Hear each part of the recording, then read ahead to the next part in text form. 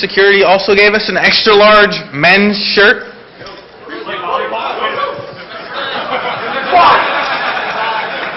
Do you have any cool trivia questions? I have none. I've been all out all day. No, hold on. I got to get you. Yeah, let's answer the crypto problem. Yeah, who's... Okay, either one of these, if you can identify, because everyone's got these badges that are punch cards. Yeah, if anyone can identify what punch card this is. There they go. Someone there. Terminator. All right. So a couple of things. We've announced a couple of times before. I'll do it one more time. If you are commuting to ShmooCon and you are parking in the hotel parking lot, you will want to stop by registration. We have discount parking codes. They'll save you a ton of money. They are available for all the entire time that ShmooCon is running. You will get a discount to the parking, so it's $15 a day instead of like $32. So please pick one up at registration. Also, the first hidden contest clue is available posted outside of registration. So if you're working on the hidden contest, go to registration and you can read the clue. Also, I hope that you all bought a whole bunch of Shmooballs to throw at Simple Nomad. He's going to spout a bunch of good stuff and a bunch of crap in order to get you to throw Shmooballs about crypto and stuff that you need to be doing to protect yourself when you're doing good stuff and nefarious stuff. So give a warm round of applause to Simple Nomad.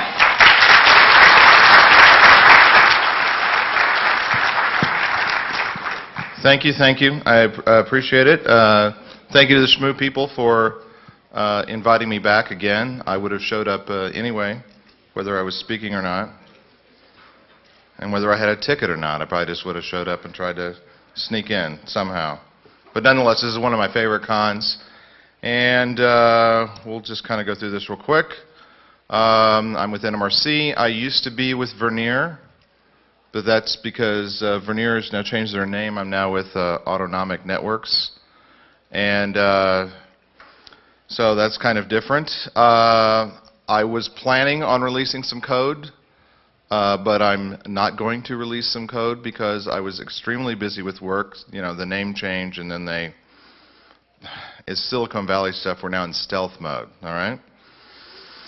So there you go. So if I'm going to show the concept of something later on in the talk, and it's new and interesting and weird, and when I first told Bruce about it, we were at dinner, he just said, "That's nuts, you can't do that, that's just stupid." So we'll let you be the judge of that. Maybe he just thought, well, we'll get him up there and people throw stuff at him, and it'll be funny. I do write encryption tools. I've made many mistakes when writing them, and I'm still learning from that stuff. I don't profess to be a coder. My main strength is in protocol analysis. So that's kind of the rough background there. Disclaimer. A couple years ago I gave a talk on the Hacking the Friendly Skies talk, and I recently did some stuff on that Dreamliner 787 thing and whatnot. So there'll be no airplane talk during this particular one. Is Ovi Carroll here? Damn, I was sure he was going to be here. Ovi and Brett Padres do the pardon? Cyberspeak. Yeah, they do Cyberspeak. It's a computer forensics podcast, and they keep mentioning me in there in a very negative light because they think it's funny. So I thought I'd get him. Also, the reason there's not going to be any airplane talk is because do not listen to Mike Loveless. It is really sad, they're saying, okay, you get to be a talking head on CNN. What's your name? My name is Mark Loveless. And so, boom, there we go. That's, yeah, Mark's a porn star, yeah. So just, if you see that guy, don't listen to him. Okay? Also, just another disclaimer on this. I'm not giving away any state secrets in this talk. Okay? Federal, okay, well, just, you know. Federal, I don't know. All right, well, we'll see what happens. And for those of you that may be concerned that I'm giving the terrorists things to do stuff to us with, they already know all this stuff. Okay? So roughly here's our agenda. I'll give a bit of background, which will be for those of you that don't know anything about crypto, and for those of you that do, it's going to be extraordinarily boring. I'll give some scenarios for what I think hackers, now this is the thing, this is kind of the point of the talk, you know, what should hackers be doing as far as crypto goes? We have a little bit of a different needs than, say, normal people, or the straights, or the civilians, or whatever you want to call them. And I have a section about being, thinking that you're very elite.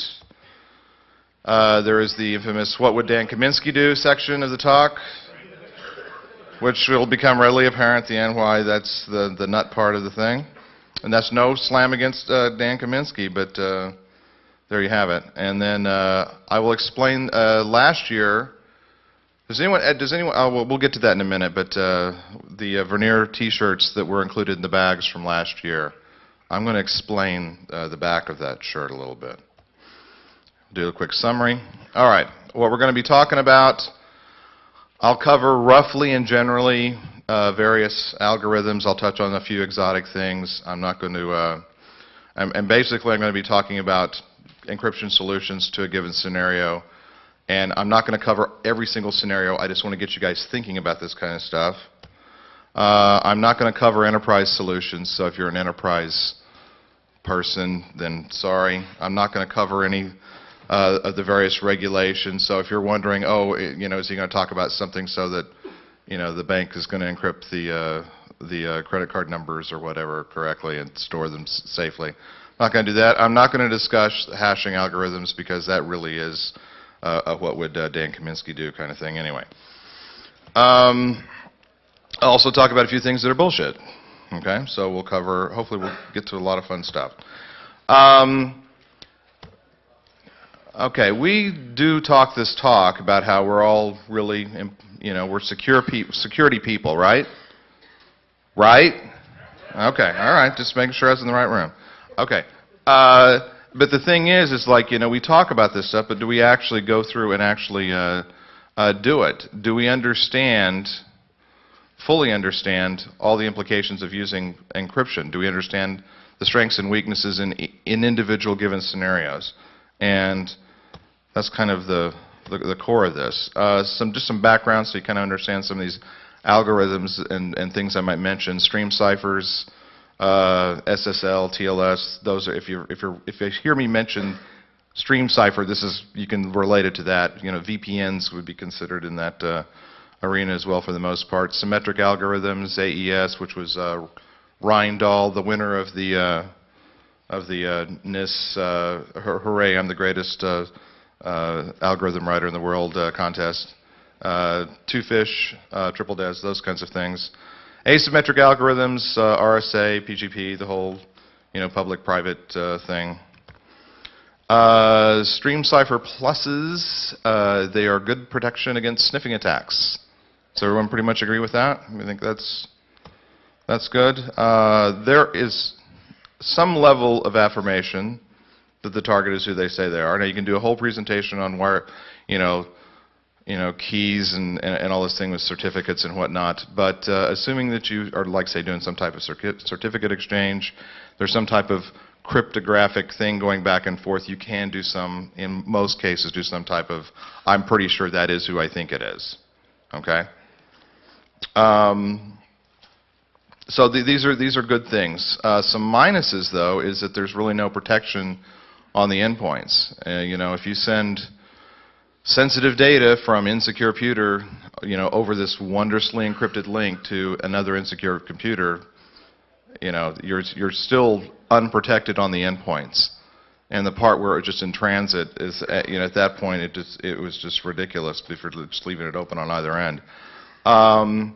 Obviously, if you're doing, you know, IDS, IPS stuff, unless you're doing some type of SSL proxy or man in the middle, there's actually a few companies that do this. They say we will we will SSL man in the middle all your SSL stuff going out so you can look in the streams and do IDS IPS things, which has all kinds of various implications if you think about it for, like, say, doing banking from work and having the sysadmin now know what your account number is and whatnot. That can be kind of creepy. Attackers have been known to sniff for certain types of encrypted traffic and then attack those particular endpoints, particularly if the endpoints are interesting. Does everyone remember a few years back when Microsoft, they had a break-in, and they said, oh, the attacker was in for a week, or it says in for 3 weeks or something, then they changed it to a week, and then changed it to 4 days, and they says, oh, well, he had read-write access to this. No, it turns out he only had a read-only access to Office 2003. You remember all that stuff? All right, okay. The attacker was Chinese. Big surprise there. And he was in for months and months and months. And I knew lots of people that worked at various security companies that would get called in to go work on this problem. And part of the problem was they had multiple ways to get into Microsoft from the internet. So they had multiple ways in. And they were trying to, like, say, you know, one guy I know was mapping the entire internal network to find all the pipes going out, so they could try to do some type of closure on it. But also, the guy was also, you know, popping ISPs in the Redmond area and looking for people that have DSL links, and one endpoint was going over to Microsoft. And so he compromised their home computer, and then from there come in over their encrypted link. Okay? So that kind of stuff does actually happen. Symmetric algorithm pluses. This is used all the time. Everyone, you know, the whole idea of, like, you know, on the command line, I'm going to encrypt this file. So this is the, you know, the big thing. The algorithms in a lot of cases, like, say, for when you're doing, like, some type of asymmetric algorithm, you know, your PGPs and these types of things where you're doing key exchange. A lot of times the key exchange is just to come up with is holding the actual key, and the underlying key that's actually doing the underlying crypto of the file is actually a symmetric algorithm. These are fairly well tested. They're fairly common. There's tons of them. Probably one-time pads. Does everyone here know what a one-time pad is? Okay, these are considered. Pardon? Yes, exactly. One-time pads are considered potentially the most secure and the most resilient algorithm to attack. Okay, I mean, this is the way you want to go. Okay, if you're going to do stuff. The problem is that, which we'll get to here in a second, is that the key management with one-time pads is a complete and total bitch. And just so you understand what a one-time pad is I just take, let's say I have a file that's 100K, let's say it's 100K, and I want to encrypt it with a one-time pad. Well, what I'm doing is I create a key of random material, and it needs to be pretty random material, and so my key is 100K. All right? So it's like, as big as this is, that's how big my key has to be, or my pad. And then XOR. That's it. That's all you got to do. And then boom, then the other side is, it's just very, very secure. Obviously, you don't want to use the pad more than once. That's a problem. And there's a few other caveats, like you want to make sure that when, I mean, like I said, the key exchange, oh, come on. For what? What's the objection? What was it? Assuming that you have a source of purely random data, one-time pads need to have 100% random key material in order to be 100% secure. That is correct. Yeah, that is correct. How many sources of purely random data do you have? I don't have any sources of purely random data. Besides key management. Okay. Well, that's a part of this. Okay. Computer systems are 100% secure in your block.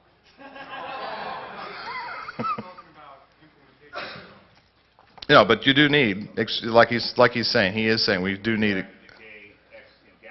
Yeah, gamma rays. Yeah, there are sources to get, truly random data. Now, odds are most people in their homes do not have this. Okay?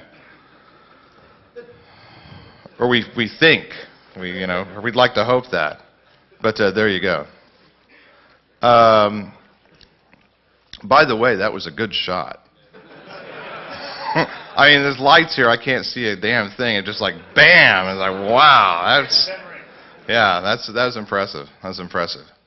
Asymmetric algorithms. Thanks to PGP, which is more or less the de facto standard for this type of thing, they're getting much easier to use. And so people are using them more. You can get plugins that go into your email clients. You can get all kinds of nice little fancy GUI things on them. They are considered unbreakable for the most part, and that's going to be kind of up for debate among various people. But nonetheless, they are, for the most part, you could consider them unbreakable. The problem with them is they're still very hard. The concept itself is very hard. Now, let's just take PGP, for example. Everyone understand the idea of the ring of trust and the, you've signed keys, and that way you can tell if this person's trustworthy because they've signed keys. And then they have key signing parties where people show up and they show each other their driver's license and say, oh, look, this is really me. Okay, everyone familiar with that? Okay, well, the key signing parties are not that great of a thing. I don't know how many people here know Druid. He's a green-haired individual that's always around the cons. He came to DEF CON for a key signing party. He had a novelty, it said novelty in real small letters on the back, Texas driver's license, and he had the name Simple Nomad on the front. It had his picture, and I swear I don't have a copy of it because I didn't want to fly into Washington, D.C. of all places with multiple forms of identification. But his picture on it is like this. With his green hair, and of course it's really funny too because it's like, 1337 Hacker Way and all this other kind of bullshit. And so he takes it, his goal was to, because it was Jeff Moss was doing this key signing party, which he didn't show up, and he was actually going to prove how silly the whole thing was by going up to DT and saying, hi, I'm Simple Nomad, sign my PGP key. And he had a key. There's a key out there made, and there's people that have signed it. He got people to sign it, and he was explaining, what it was like to be me and stuff to strangers. So even I don't know what it's like to be me. I hear it's really rough. All right. Now the threat models. I'm just going to touch on this just briefly. I mean, you got to think about if you're going to be doing this kind of crypto stuff to protect your data. You've got your noobs, and you've got your people that are, the hacker types. There are organized criminals and stuff. I don't know how much of a threat organized criminals are to some of the people in this room. Hopefully none. Terrorists, certainly that could be some. Nation states. And the three-letter acronym people. Those are kind of, and not just our gov, but other govs and whatnot. I mean, I'm not just applying this just to the United States, although I do kind of, I guess, tend to lean to that by saying .gov. But they are the big boy on the block, okay, when it comes to doing the crypto thing. So you have to keep that in mind. But I want you to think about, where your threats are actually going to lie, where your threats are going to be coming from. You don't need to go like, gonzo military crazy to protect your data against a noob, or if you have like data that really isn't that exciting anyway. Okay? You should, try to match stuff. All right. I'm looking for a thing to block balls with here. People are arming themselves. All right, this is the tinfoil hat slide. Now I'm going to go ahead. Now I'm going to tell you right now, I'm not necessarily saying that I agree with everything on this slide. All right, so I may be throwing a ball at myself for all I know. But I just want to let you know that these are snippets and rumors. Okay? Everyone, I've had some of these pseudo kind of confirmed, so to speak, and some of them I haven't. And some of them just seem too outlandish, but I think I'm just going to throw them out there to, help get you in the proper mood. All right? Okay, here's one. It is believed in certain circles that all public crypto algorithms are breakable. Breakable by our government and probably a few others. Okay?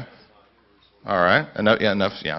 Big enough building, to fill with computers doing nothing but that. Okay. And by the way, he has my permission to take my photo, even though he's not an official photographer. And all of you can do that. Fuck that camera roll thing. I don't care. But yeah, there you go.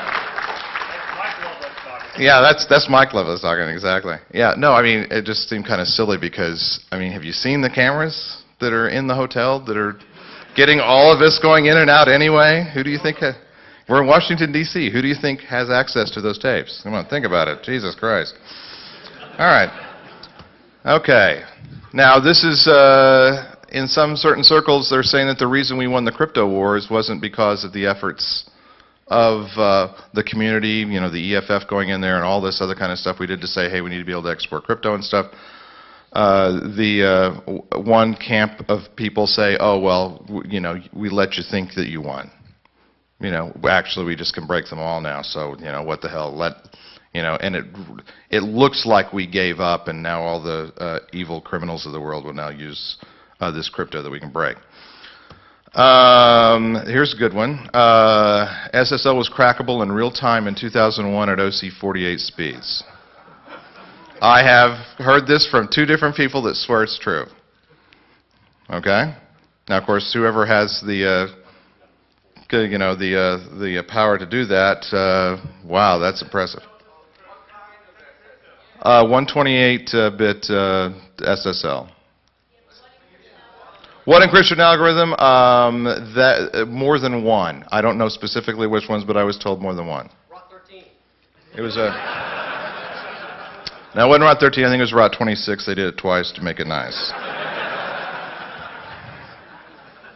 In roughly the same time frame, I heard that 10 24-bit keys were breakable brute force in a day, 4096 in 8 days.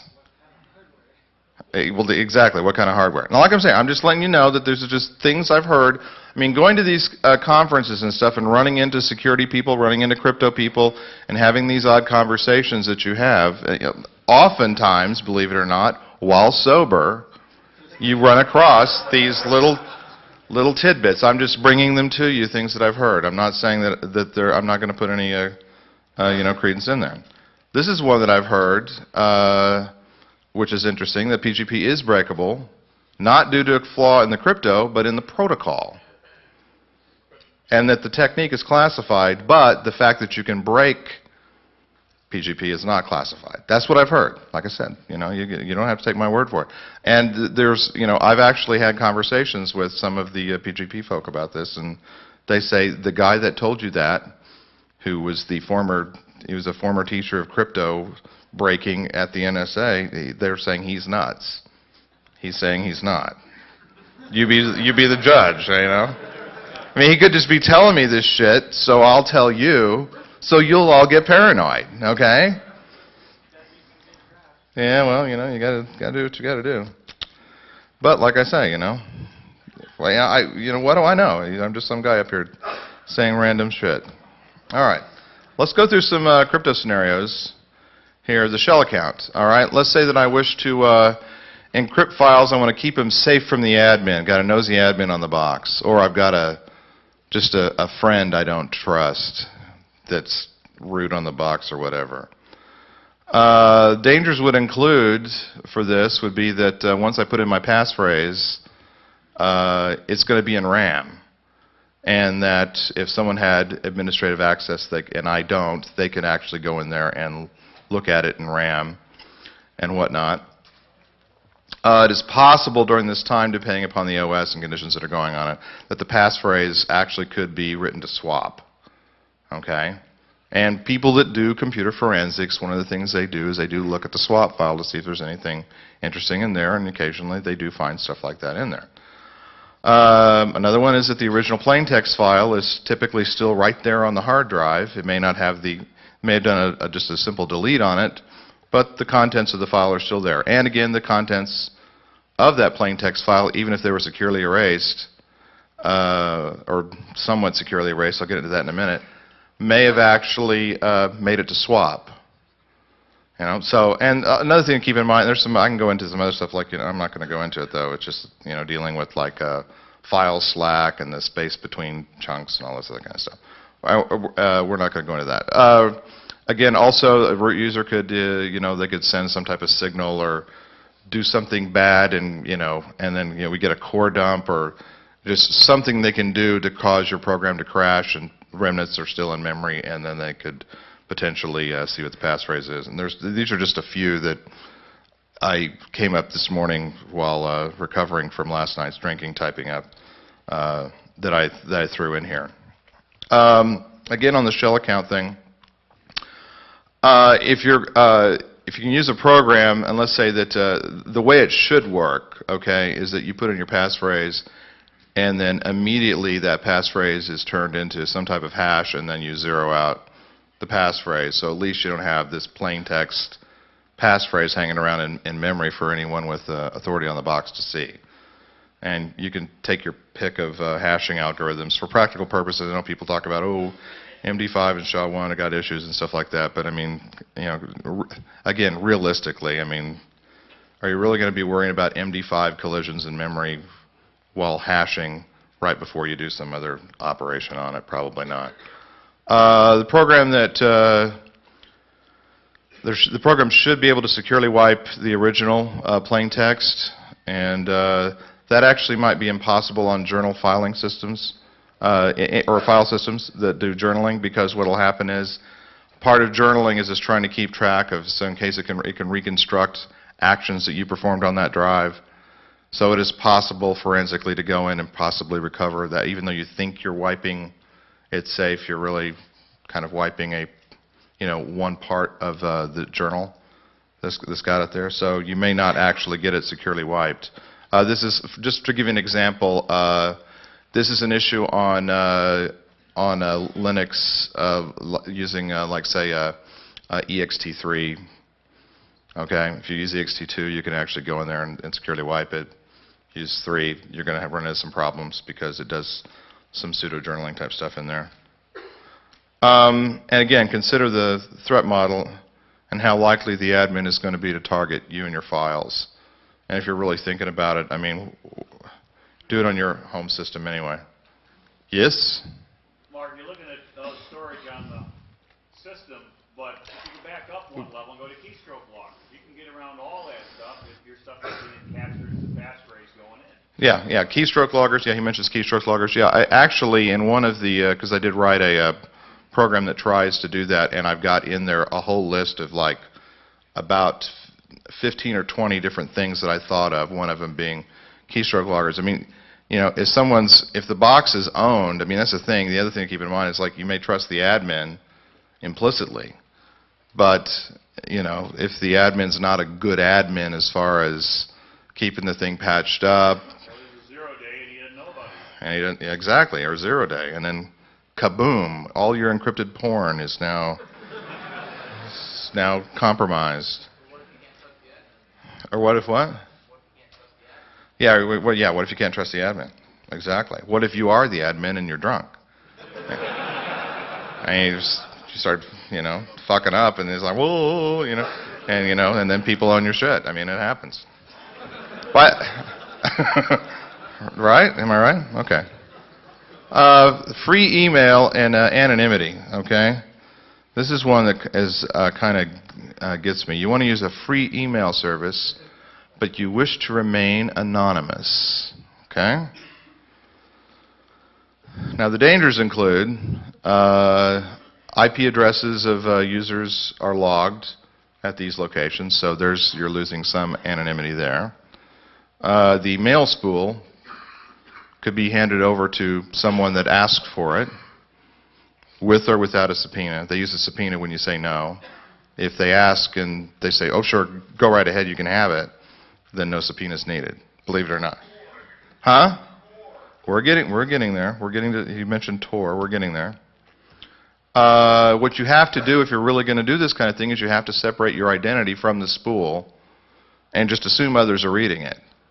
So just assume that it's being read by someone else because it's a free email service. You know, do you trust the admins? Do you trust whoever the admins might hand over that spool to and whatnot? If it's really going to come down to that, then you just need to be able to separate yourself, your identity from the identity of the spool. And I would say a combination of Tor and free proxies in that order to set up and then access that account. And just keep in mind, and I'm going to touch on this in a minute, that the free proxies are just as questionable when it comes to... Huh? So... Yes, don't worry, we're getting there. I know where you're heading with the comments on Tor. We're getting there. We're getting there. Okay. Understand the dangers of JavaScript, okay? They can be countered, but it's painful. If you've got a mail client, or you're using a web browser as a mail client, and it's interpreting JavaScript, yes, someone could be running an evil Tor exit node, so when you exit there, it injects something into your stream, some Java stuff in there that'll, like, say, do a DNS lookup from your client revealing what your IP address is, among other things, okay? You are putting your trust in whatever exit node you're going out of. And the Tor people, they do say, they recommend, well, look, don't use ActiveX, okay? Don't use, have that stuff turned off. Turn off JavaScript. Now, more than likely, these free email services are wondrously painful to try to navigate and use and actually be able to do things like, I don't know, read email. If you don't have all these gizmos and doodads turned on, because how else are they going to serve up all these wondrous ads for you? So it is painful.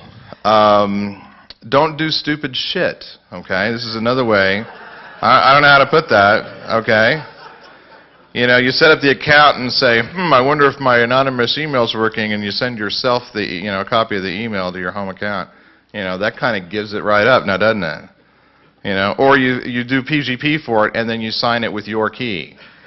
Oh, gee, I wonder who that is.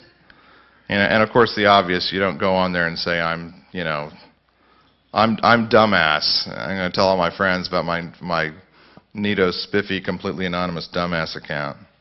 By the way, I block all Yahoo, so if you all have Yahoo, I block all that. I block all the free email things. You would not believe how much spam that cuts out.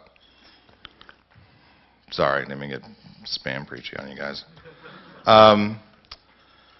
Okay, absolute secrecy. You want 100% secure encryption and security. Okay, well, you're not going to get it, all right? You're really not going to get it, okay? But you can get kind of, I'm going to say just close, all right? You can get better than average, but it is impossible to do. At least, and again, that gets into the whole idea of randomness and stuff like that, because we don't have access to true random sources. Okay, one-time pads they're really going to be the way to go, even if you don't have a 100% random source. If you can get a fairly, really good random source, then you're much farther ahead in the game. But again, key management is the real bitch, and that is, one, you have to generate your pad. Now, if you're doing this pseudo-random number generator thing,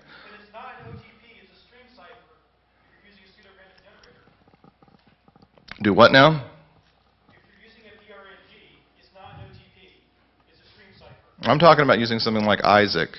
When you use something like Isaac, some algorithm like that, perhaps I should not have put... If you were generating it by an algorithm rather than a random process, it is not an OTP. Well, okay, and I'm not going to argue with you. I'm just saying you're going to have to generate some type of material that is in some semblance of random. Emphasis on pseudo. And so there you have it. You have this. And the problem with that is to even get decent random material out of a regular computer, just regular home computer, is slow. Okay, it's a very slow process. Your key generation is just maddeningly slow. And again, you have to make the thing at least as big as your plain text document. You probably want to make it a little bit bigger and whatnot. So, and then you have to make a perfect identical copy of that, just one and only one copy of that. You have to hand deliver, and you really, because what are you going to do? Send it on the internet, in plain text? No, you don't want to do that. You're going to have to hand deliver that pad to the recipient somehow. You can encrypt, and XOR really is fine in this case. I still might recommend compressing it just so you don't have to deal with, there's a couple of reasons for that. One, you wouldn't compress it because now it's smaller and you don't have to have as big a key. But also, can anyone tell me the one interesting... Well, compress before the XOR. Yeah, no, not after, compress before the XOR. Compress before the encryption. Yeah, exactly. Or, yeah, exactly. But if you're gonna, yeah, exactly. If you want to just encrypt it, then fine. Well, hey, here's an idea. Just don't write it, and then no one will know, But where was I going with this? I was gonna make some extremely Sicilian point. Oh, okay. Here's something. This would have been the other trivia question if they would have said, let's do some more trivia for giving away stuff. But just out of, if anyone knows this, just yell it out. There is a characteristic, and maybe you shouldn't answer this because you probably know it right off the top of your head. But when you're doing XOR and you have plain text, just ASCII plain text, and you're doing XOR, there is a characteristic in your ciphertext. Can anyone tell me what that is?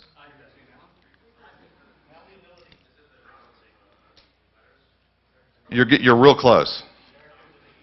You're missing the upper bits. You don't have the upper bits in there as a part of the XOR process. All the upper bits are gone, and so it's kind of another reason why you want to kind of like maybe compress stuff. I mean, not that it would it may not even help in this case, but nonetheless, someone could at least say, oh, I can see what they did with this ciphertext. You have to use the pad one time and exactly one time only. Then you send your message to your recipient however you send your messages, and then you have to destroy both copies of the pads. And there's like wondrous stuff if you read about this type of technology and the way it was used, like say during World War II and stuff. It's fascinating how it was such a pain for some of our adversaries during the war to, oh, well, let's just reuse the pad, and that was how we figured out some of their secret messages and stuff like that. So it just it's a pretty pain in the butt thing to have to go through to do.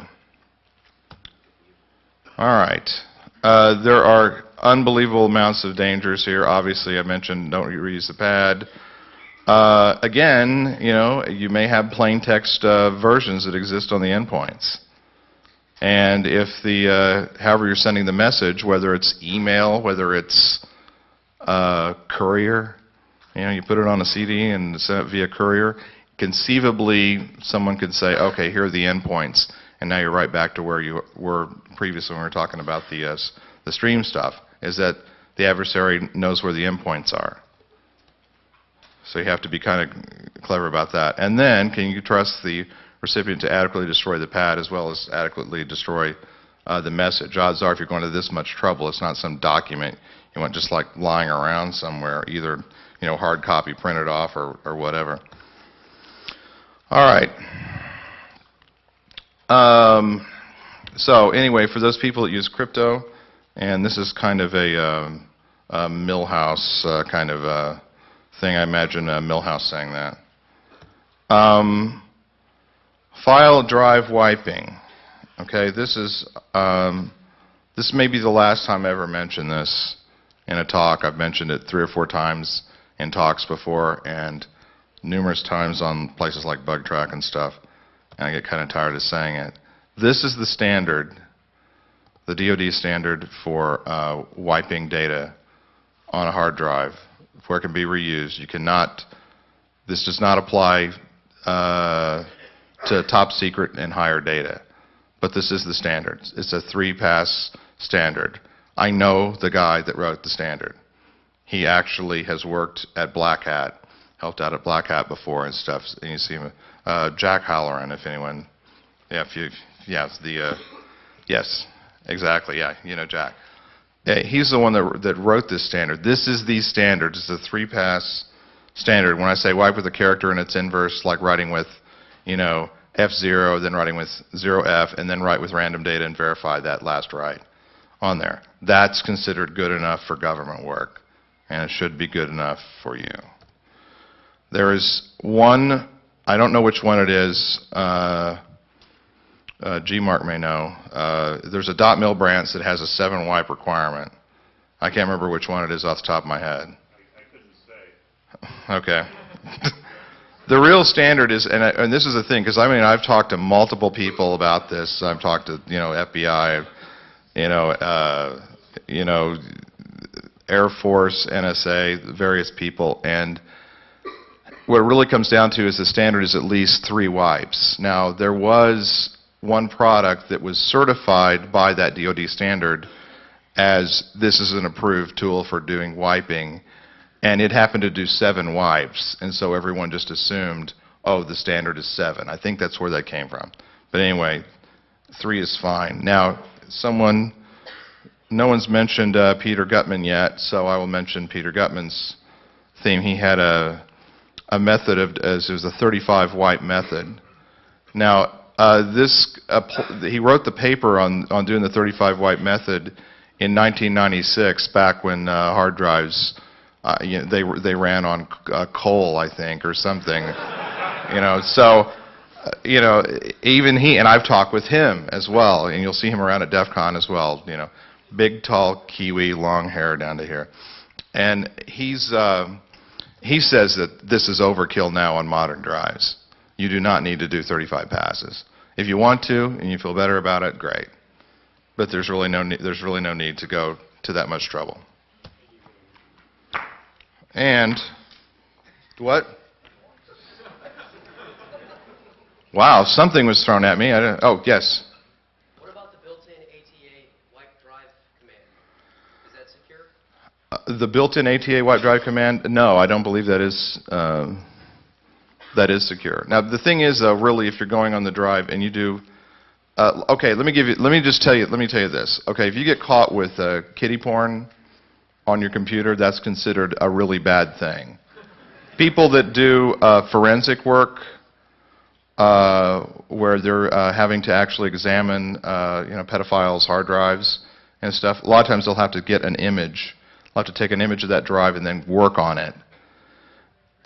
For the recommendation that I've heard made to them, and this is like people like Raven knows, like John Klein and some of those people that we know that do forensics. These are people that work at a hacker court at Black Hat and stuff, that have done this type of work for a living. Of course, if O.V. Carroll was here, he would actually back me up as well on this. That once they're done examining that copy of the drive and they're doing their forensics data on it, when they wipe, they typically just do 1 pass. And 1 pass is enough to wipe it to where normal, everyday, readily available forensics tools cannot recover the data off of it. Now, I'm not 100% sure what that built-in wiping thing does. If it basically gets it in 1 pass, that's probably, and gets everything, then it's probably okay. If you wanted to really be super cool, if it did 2 or 3, that'd be even better. I know the new Windows, I don't know if it's the Windows, part of the new Windows Vista, the last, they're doing that, yeah, where you can actually, when you're formatting a partition stuff, you can actually specify the number of passes it makes when it's wiping the drive or something. There's a new thing there in the format stuff of it. So that's kind of interesting too. But nonetheless, you've got that. Now, if it's something where it's going to take an electron microscope and where they're going to actually do 3 or more wipes, that stuff's going to be classified anyway. And it will not be used against you in court because your defense lawyer would try to challenge it saying, you pulled this stuff out of your ass, no one can get this stuff out because we did 3 wipes. And more than likely you'd be in a military court and you'd be an enemy combatant because you're a terrorist or something. So don't worry about that one, folks. Public proxies. These are great for hiding your IP address from the webmaster. That is about all they're good for as far as I'm concerned. When you're using switch proxy, everyone familiar with switch proxy? I'm just picking on them for no apparent reason. Few people are familiar with switch proxy. It's just a little thing that lives in your browser, and you can it can change to a random list of proxies every 2-3 minutes, whatever. Or you can just force it to go to a new one. The thing is what I asked is when I saw this thing and I downloaded, I said, hey, this is kind of neat, because you just turn it on and then you do your thing, and it's like, okay, now where did this list of proxies come from? Who owns these proxies? Gee, do I really trust all these proxies? And if I was like some evil agency of some kind that wanted to track every movement, hey, I'll just set up a whole bunch of free proxies all over the planet. There you go. I mean, I don't trust those types of things. Like I said, you're trying to hide from the webmaster. Great. That kind of stuff is just great. Email services. This will be my last comment on this at a talk. I've done it multiple times.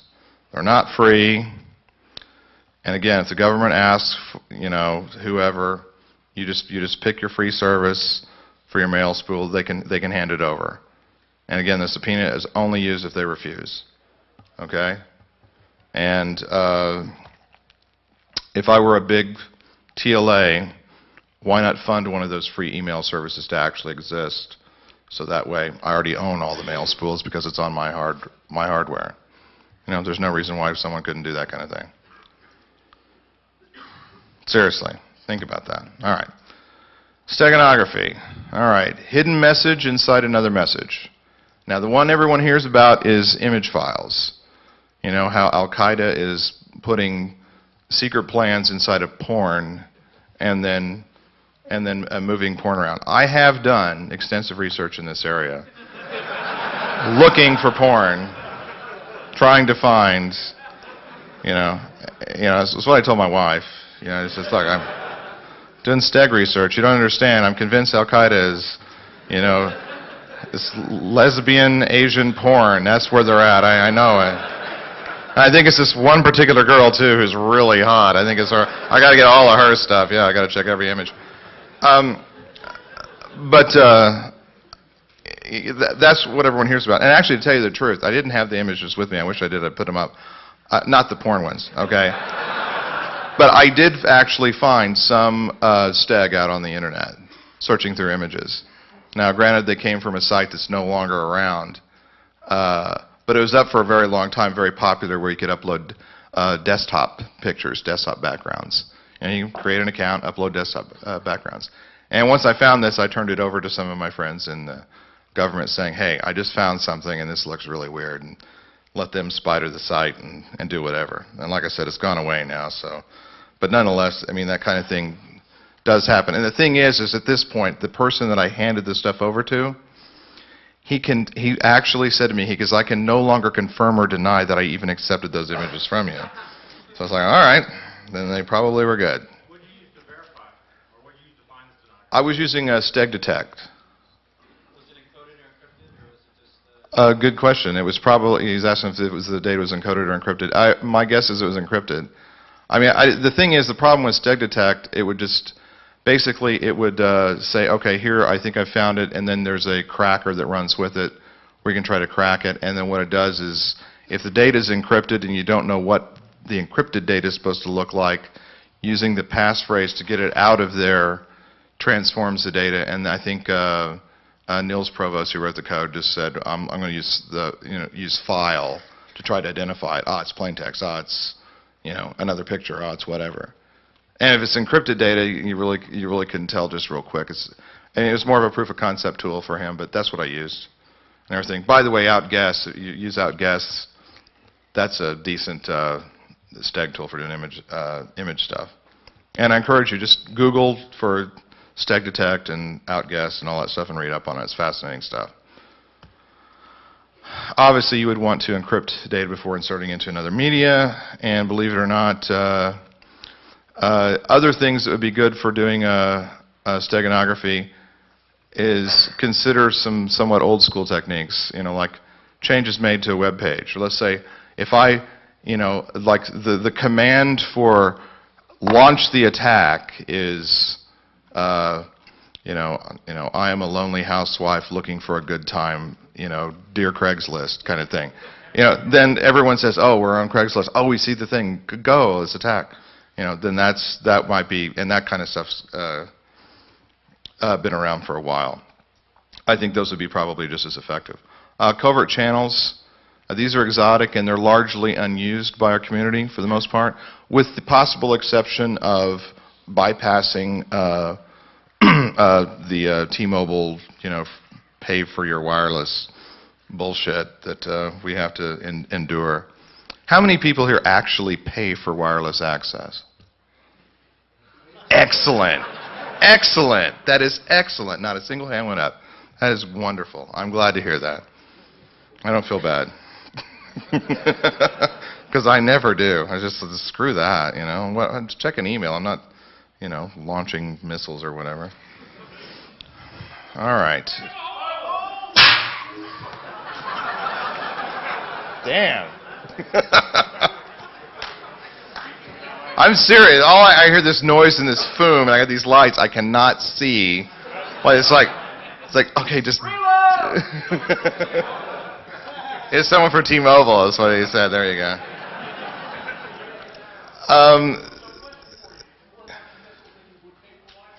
Yes, if I was launching missiles, I would pay for the Wi-Fi because then I could say that T-Mobile was a co-conspirator. And that serves them. Okay. Believe it or not, terrorists, those guys that we make fun of, ooh, terrorists, ooh, scary. But no, believe it or not, terrorists actually use covert channels. And that's one of the big things, how they're doing stuff on the internet, how they're communicating with each other. Pardon? Probably not IRC.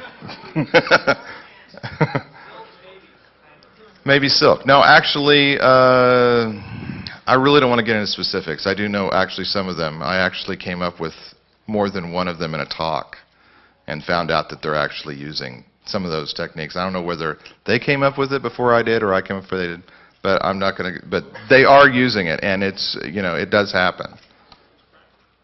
So there you have it. Server-to-server covert channels. These are complete ass pain to do. If you're trying to move data from one computer to another via covert channel, you have to set up stuff on both ends. You got to coordinate stuff because a lot of times it's like I'm reading. The data is encoded in, like, say, the IP ID field or just some real exotic field there and whatnot. Non-real-time methods do seem to work best. A nice one, I think, would be the message digest field in email, because I see no other purpose for that except to shove in encrypted data. Really, I mean, I've read the RFC on the damn thing, and it's just like, there's a standard for formatting the thing, but there's no clue as to why you do it. I know it's used to track threads and stuff like that, but I mean, Jesus, come on. Anyway, now let's get to the fun stuff here. We got about 10 minutes left. What would Dan Kaminsky do? If someone has alcohol and wants to bring it up, I'll take a drink. All right, now Riverside. People here probably know Riverside. He's the Wall of Sheep guy at DEF CON. And we discussed this problem. Can I encrypt files without knowing my password and make them self-destruct after a certain time frame? All right. The idea is that I have them on my laptop. My laptop gets confiscated after a certain amount of time. Even though the laptop is off, you can no longer decrypt the files. And I don't know the password for it. That was the mental problem. Okay. I did come up with something between him and I and one other person who came up with a real scary element, actually the Dan element. It wasn't Dan. That we came up with a thing that we got. So roughly it's called plausible deniability protocol. All right? And here's what it is. Initial setup, okay? And I'm not going to go through it and do all the boring, like, this circle with the X in it and then have to explain all the symbols. I'm just putting it up there, just writing it out for you. So Alice chooses a file to encrypt. She supplies a passphrase. That's turned into a hash. A random value is generated. The file is encrypted with the random value. The hash for the passphrase and the random value are XOR together, make a new hash. I take that hash, convert it to a base 64 value, and I store it on the network via DNS caching via one of all kinds of servers that are going to allow me to be able to do that kind of thing. And I set the TTL on it, so it's going to live for maybe 24 to 48 hours. That is what Dan Kaminsky would do in this case. This is what he said, oh, well, I got to shove it in DNS, of course. There's nothing else to do. Why are you even encrypting it on your drive? Just store the whole file in DNS out there. The hash for the passphrase would be stored locally via secure remote password. Forget that it says remote in there. The SRP protocol, what's interesting about it is it's a zero knowledge proof. So what happens is you just get, there's bits of cryptographic stuff on there that you store on the drive, but there's not enough material there for you to brute force and get the passphrase. And search for it, a guy named Tom Wu, I believe, wrote SRP, and I've actually used it before. It's actually a really neat little protocol. And then just, info on retrieving this cache is you store that locally as well, and so, that way, and obviously you're going to have some type of daemon running that's going to keep the thing alive, which we're going to talk about. Decryption, Alice enters her passphrase, converted to H1. SRP, we check to make sure it's the right passphrase, and then it goes off and says, okay, well, this H1 is associated with, or this SRP entry is associated with the location where we're going to get the hash back. And then we get the hash back, the base 64 value that's stored on the network by doing a DNS lookup, and we XOR them back together. We get R1, and then R1 is used to decrypt the file. That's roughly the protocol right there for doing it. Now, you're going to have a daemon up and running because you want to have this base 64 to H2 value be periodically queried in some form or fashion that's going to keep that thing alive and out there. Okay? Remember, you got kind of a low time to live on it. It's only going to live maybe 24, 48 hours, however you set it up, something like that. You can set it up for lower than that. You can set it up for a week if you wanted. But we were thinking that 1 to 2 days would be fine. On reboot, the daemon would have to start, and it would have to locate what it needs to query out on the network to keep it alive, and which means that your computer that you're storing this data on would have to be up and on the internet at least, like say, once in a 24-hour period. And since it's DNS, you could go to Starbucks and it'll slip right past T-Mobile's goofy wall of I don't want you to do anything but drink coffee and pay me lots of money that they put up. So that's roughly it. Now, here's some advantages to it. If your computer is taken from you by an adversary, you can tell the truth. They could give you sodium pentothal. You do not know the passphrase that is going to decrypt the file. You do know the passphrase that's going to go get the value off the network, but you do not know the actual passphrase that will decrypt the file. Now, unless the computer is kept attached to a network, the H2 value will expire. So all of a sudden it drops off a cache, and there you go. Now, most decent computer forensic labs, I would hope all decent computer forensic labs, do not attach computers to the internet while they're doing an examination. Okay? That would be bad. Sometimes they're examining computers that actually were compromised, and the holes are still there. I know we're running out of time, and I'm hurrying. If the cache alone is compromised, it is still encrypted with your passphrase, which at that point can only be brute forced. And like I said, you can do the keep alive from Starbucks. Disadvantages, if it's present, an adversary could just keep your computer on the network long enough to get the base 64 value, and then once they have that, they could use non-torture techniques such as waterboarding and get the rest of it. That's a non-torture technique, right? Oh, whoa. They'll hold you down and throw Shmooballs at you. Obviously, if the cache goes away, your computer's offline for some time, hard drive crash, something like that, bada bing, bada boom, data is gone. So obviously, if this is only good for short-term data that you could life without, actually that you could live without. I love finding typos right in the middle of presentations. That's just wonderful. But anyway, so if it's something like your secret list of owned computers, then fine. You just go out there and pwn some more. All right, real quickly, if anyone here is wearing the Vernier T-shirt from last year, if you come up here to the front. Wonderful. Okay. I think I know why they changed their name, the efficient marketing campaign. Actually, I did see someone wearing one yesterday. But what it is the contest, the back was a puzzle. Okay? It had what looked like to be somewhat randomish data. Some of you were here last year have these T-shirts at home, or perhaps they're... Oh, we got one. Okay. Just come on up and hold it up and show the back so they can see that I'm not making this shit up. The contest is over, but the first person to send me an email with the message... Right there, that's it. You here? There you go. All right. First person to send me that will win an NMRC T-shirt, so you'll get yet another T-shirt. So just let me know. And I cannot guarantee the size, but the gas mask girl who's in the background and all of this, Miss Bethany, our NMRC fetish model, she's wearing one, and if it's good enough for her, it's good enough for you. It's a stealth shirt. It's actually black ink on black. All right. So summary. Trust your crypto lust. Remember that any super secret NSA decryption technique used against you that's classified is not going to be used in a regular criminal trial against you, because you will be in Guantanamo Bay. You're not going to be anywhere near this. You're not going to be handled normally. If they're going to go that much trouble, then in my opinion, they just kill you because it's easier. So we got the bad guy, kaboom, and he's dead. All right. Again, Guantanamo Bay. All right, consider your adversary, okay? Your crypto really has to be able to defeat the immediate threat to your data. It doesn't have to defeat all threats, okay? Because some threats are unreasonable, okay?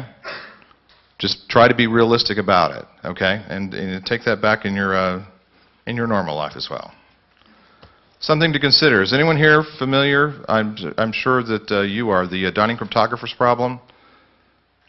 The idea of the coin flip, there's three cryptographers eating dinner. Someone's going to pay for dinner. We don't know which one. They want to make sure the NSA did not pay for their dinner. So they work out a protocol where they flip coins and show each other the stuff. It's in Bruce Schneier's, I'm not going to demonstrate the whole thing right now. It's in Bruce Schneier's Applied Cryptography book, and it kind of goes into some detail on it. And it's kind of a neat little thing. There's actually been people, and there's actually the more people you get involved in doing the coin tosses, and obviously computers could do lots of coin tosses at once.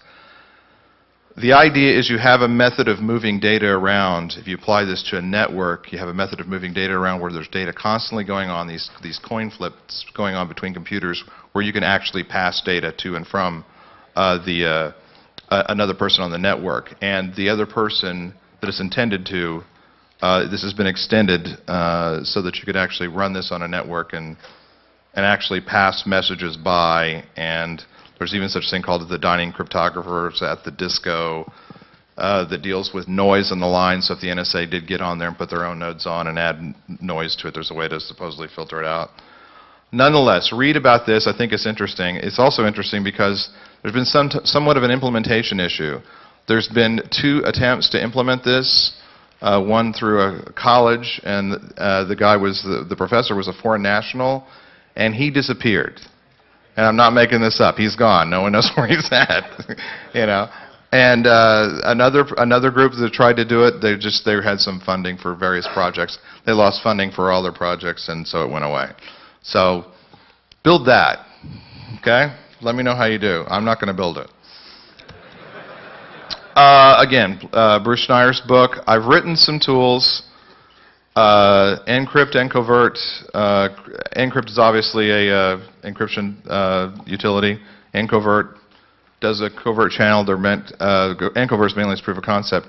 The Nearly Perfect Crypto project was a kind of a assuming you don't have a great true random number generator source, but you have something that's halfway decent.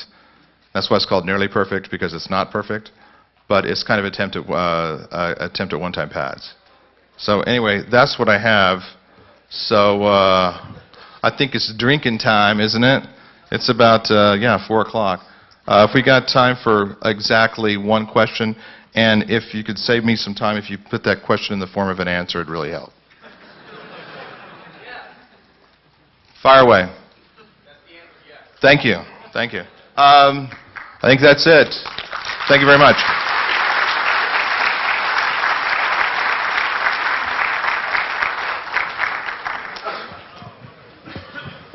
All right, thank you, Simple Nomad. If you are wanting to ask Simple Nomad questions, he is going to be going out one of the doors. Please find him in one of the hallways.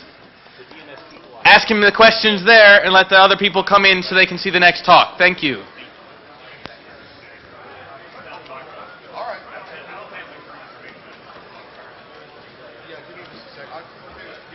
Hi. Are you guys... Rohit and Nish. Yeah, no, I'm not into it. All right, Rohit and Nish? Yes. Is that all right for me to introduce you? Sounds Just good. that? Rohit Sathi, Nish Bala. That's. Yeah, I don't Okay, know if Rohit I'm- and Nish. Rohit and Nish. Nish We'll give our own names. Don't worry. All right. All right, I'll get, yeah. Oh, I head up tomorrow. What time it is?